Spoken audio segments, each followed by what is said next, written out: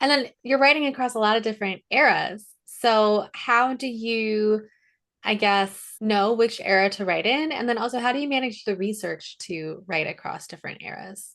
So with the research, because I've been, an avid historical fan since I was little, all that reading and researching and, watching TV and movies and, just the endless, getting on the internet, when that became a thing and just everything's at your fingertips. And I'm just a very curious person and I go through periods of like obsession. So like I'll like one part of history or one era and then I must know all the things about it.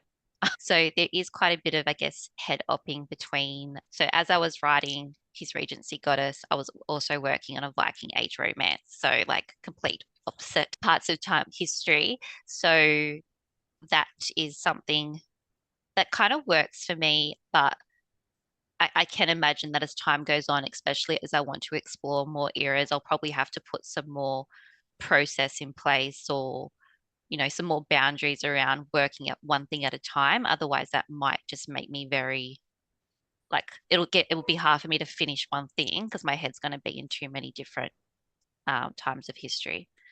Yeah. Yeah. And do you feel like writing a Viking story versus writing a Regency story is different besides the era? Yes. Yeah, definitely. Just with like I guess, societal norms and like things that will happen. So in my Viking book, he's a Viking, but he rescues her from another Viking who's like kidnapped her to sell her as a slave. Like you wouldn't really see that thing come through in a Regency. And then, in a Regency, it can be very like, pretty, going to balls, wearing nice clothes. Then, in the Viking Age, you still wear nice things, I guess, for, they were the Vikings were actually very clean, contrary to public opinion, and they took a lot of pride in their appearance. But still, like, in that era, you're dressing more for comfort, for warmth, for those kind of things. So, yeah, it's just getting really out of all the different. And I think that like the language, so something I'm finding, and I had some feedback come through His Regency Goddess that there was a bit of a modern feel to it.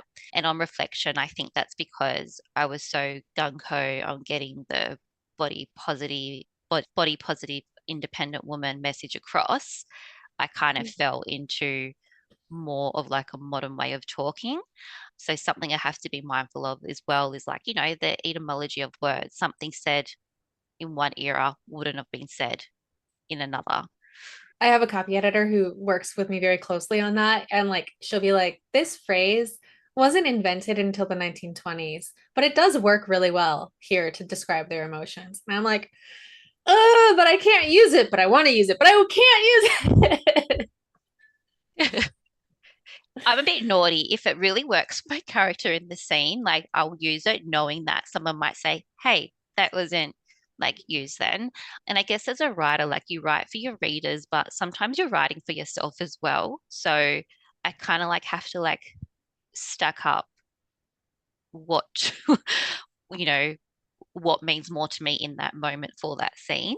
But Yeah. I just think you never stop learning when you're writing with Yeah. everything. Yeah. It's a joy and a challenge.